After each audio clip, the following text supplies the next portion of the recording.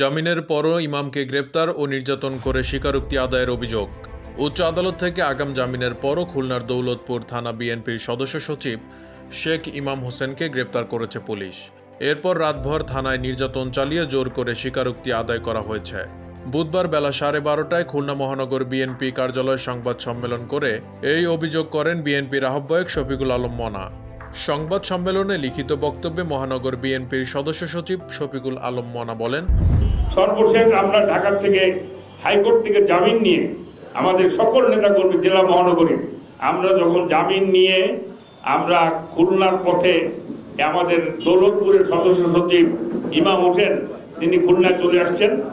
আসার পরপরই তার বাড়ির সামনে থেকে তাকে গ্রেফতার করে যে মামলায় তিনি জামিন নিয়েছেন, যেটি পুলিশ প্রশাসন সহ সকলে জানে, তারপরও তাকে অন্য মামলায় যে মামলাটি আমাদের সদস্য সচিব উল্লেখ করেছেন, আপনারা জানেন যে কোনো পত্রপত্রিকা কোনো মিডিয়ায় আসে নাই, কোনো প্রিন্টিং মিডিয়া আসে নাই যে ওই সময় ওই ভোট কেন্দ্রে আগুন দেওয়া হয়েছে। সেখানে আনসাররা ছিল বাবলা কারিগর পাড়া ভোট কেন্দ্রে। সে আনসাররা রাত্রে ঘুমিয়েছিল, সেখানে গ্লোবের আগুন ধরছিল, যেটি তারা নিভিয়ে ফেলেছে, মশার কয়েকগুলো, এবং তারা নিভিয়ে ফেলছেন।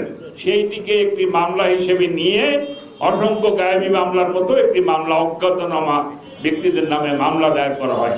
সেই মামলায় তাকে গ্রেফতার করে তাকে চালান দেওয়া হয়, তার উপরে নির্যাতন করা হয়, জুলুম করা হয়, তাকে দিয়ে স্বীকারোক্তি করানোর চেষ্টা করা হয় যাতে বিএনপি সিনিয়র নেতাদেরকে এই মামলায় আসামি করা যায়। তাতেও সে রাজি না হয়, তাকে খুলনার আদালতে নিয়ে 164 করে তাকে এখন কারাগারে পাঠানো হয়েছে। আমরা এই ঘটনার খুলনা মহানগর এবং জেলা বিএনপি এই ঘটনার তীব্র নিন্দা জানাই। আমরা মনে করি বাংলাদেশের আইন আদালতের সর্বোচ্চ আদালত থেকে জামিন নিয়ে আসার পরে একজন ব্যক্তি নিরাপদ থাকবেন, এটাই সকলে প্রত্যাশা করি।